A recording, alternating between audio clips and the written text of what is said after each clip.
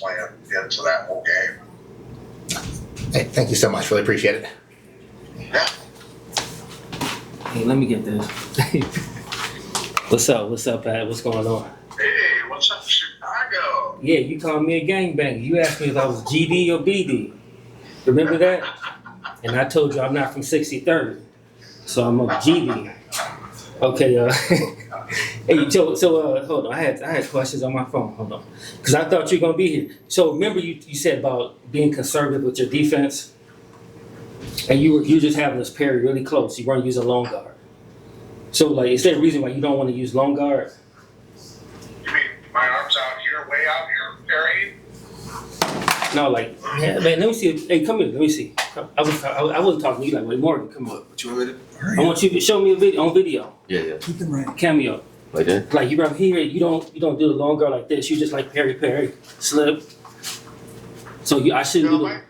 I will put my arms out further, but I never stick my arm all the way out straight. I just don't, because it's, for me, with my arm completely out straight, it kind of, it's a little too far out.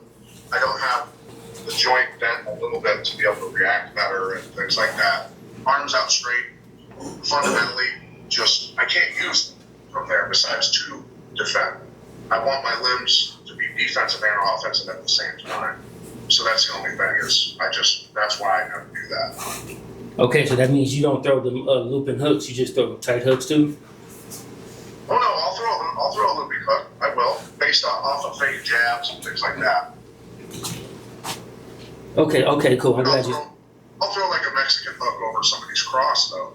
Absolutely. Oh, okay, cool. All right, that's all I have to say. All right. Okay. All right, you ready? Good to see you again. Yeah, nice seeing you too. What's All up? right, don't be shy, man. Get out of here, man. Hey, how's it going, Pat?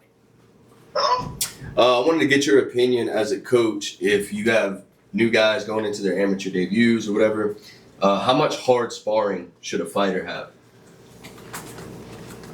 I mean, I generally, as a rule, would never let people go into an amateur bout unless they had about a year experience in the gym. Okay. That was kind of minimum for me, because I saw a kid die in a kickboxing match in Chicago who was not my athlete. Yeah. I was simply there as a special guest, and I was one of the people that had to climb in the ring to get in CPR to try to save him. Right. So for me, super important for kids to have really, really good fundamentals. Right. And they definitely should have spent some time not getting beat up necessarily, but they should absolutely be able to take care of themselves. When they're tired, still have good fundamentals. All those things, and be in good enough condition that they're not going to have. You never want to have to call some of these parents and tell them that their kid got hurt severely, right? So that was my goal, to never have to call some of these parents and say, hey, your kid's in the hospital because I was a shitty coach. Gotcha. So once a guy is more experienced, say he's had a couple bouts, he's at pro level now, he's had a couple pro fights, how much hard sparring do you think they should have, if any?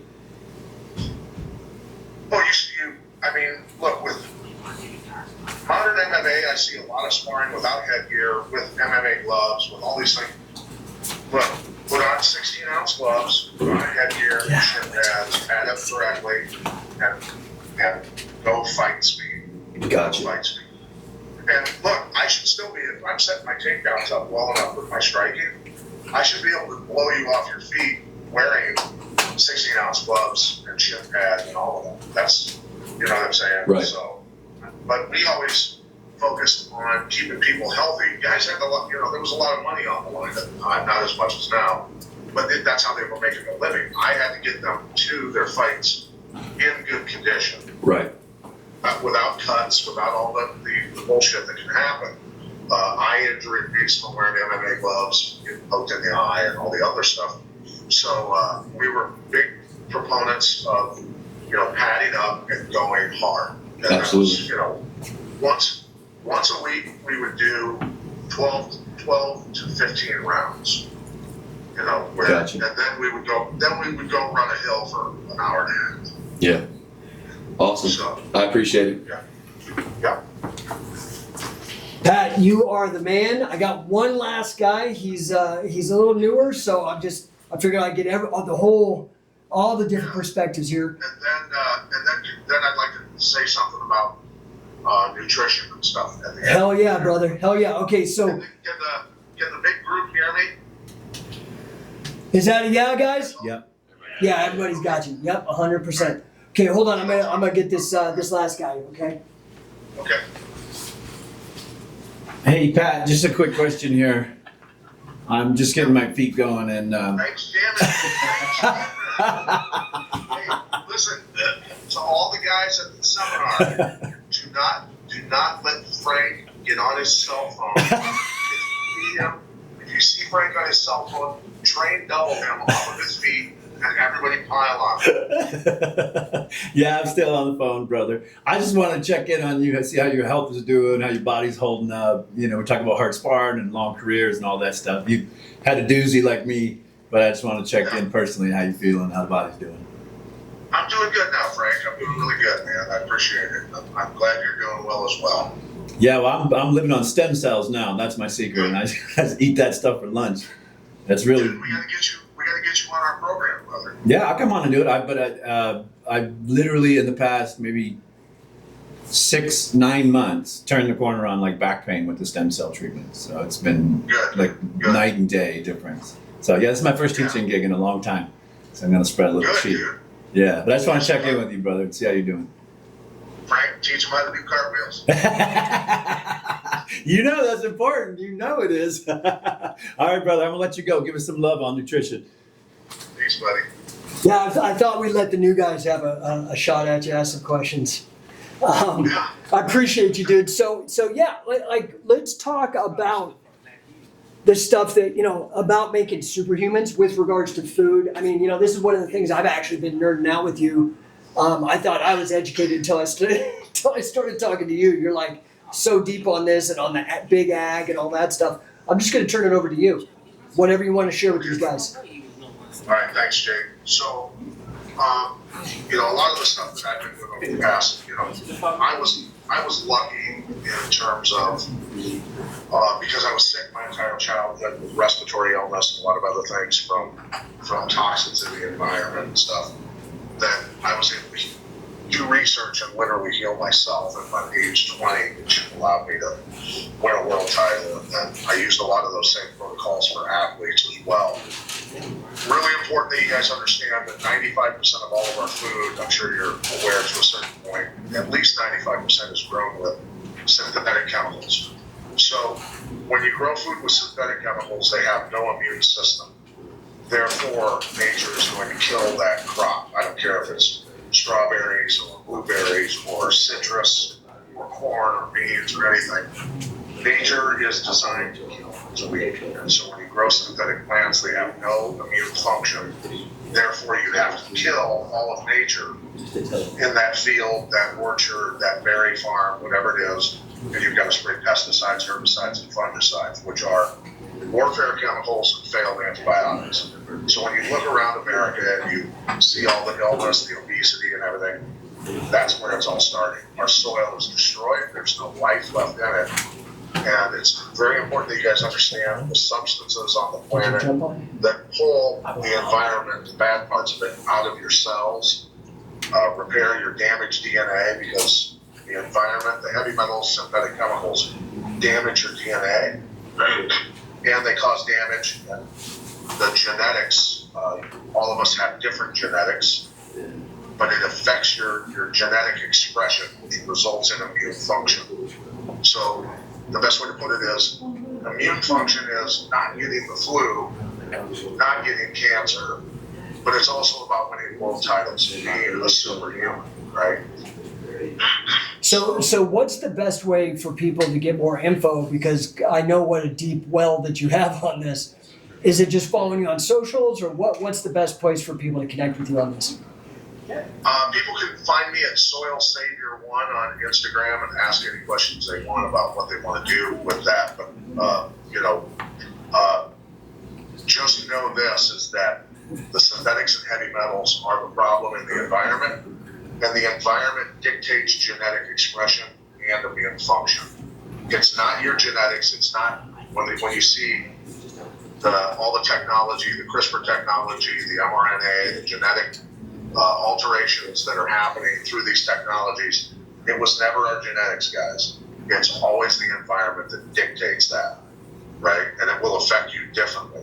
All of us get affected. So for Blake Troop, with a lot of toxins in his body, might result in arthritis. For me, it was respiratory illness. For another one of you, it could be mental illness. It could be digestive problems. It's going to manifest differently in all of us because of our genetics. That's where the genetics come in.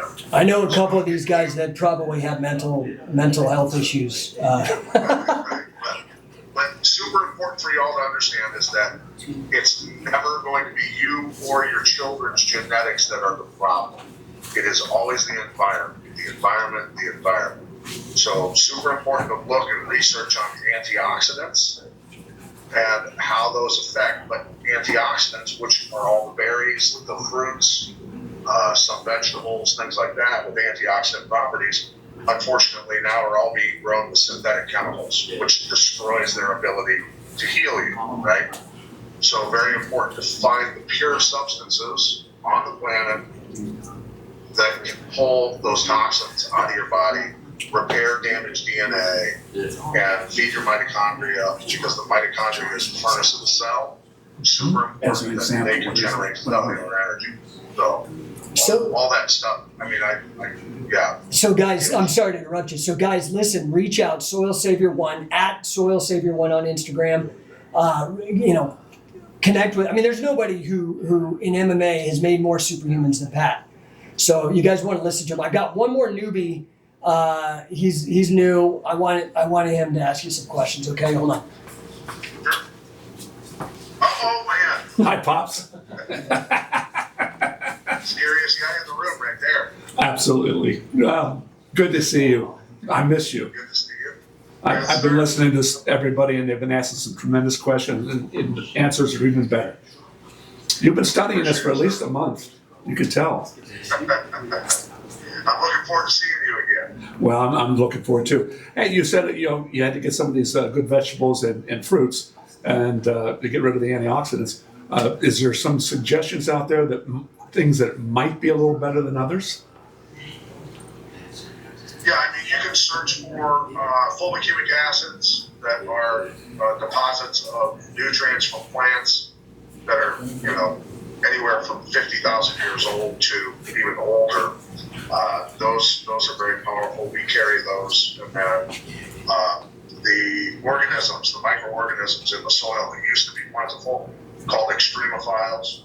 Those extremophiles, what used to be plentiful in our food, in our soil, and in our bodies, were what not only in gut health, but systemically would monitor even outside and between cells for any toxins that needed to be ingested and converted into essential fatty acids and things like that. So they were designed by nature or God, however you want to look at it, to convert heavy metals that work their way into the soil from the crust of the earth into things, colloid minerals and essential fatty acids that provided vitality and life on the earth. So that's what we use is the original, very powerful extremophiles, a collection of them from around the world, from very hostile environments. They're very good at ingesting heavy metals and synthetic chemicals and turning them through enzymatic action into beneficial nutrients. So thereby what we do is we turn poisons into actual beneficial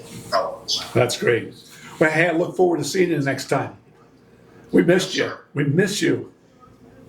Thanks. Thanks, Wade. Okay, hey, Pat, you're the man.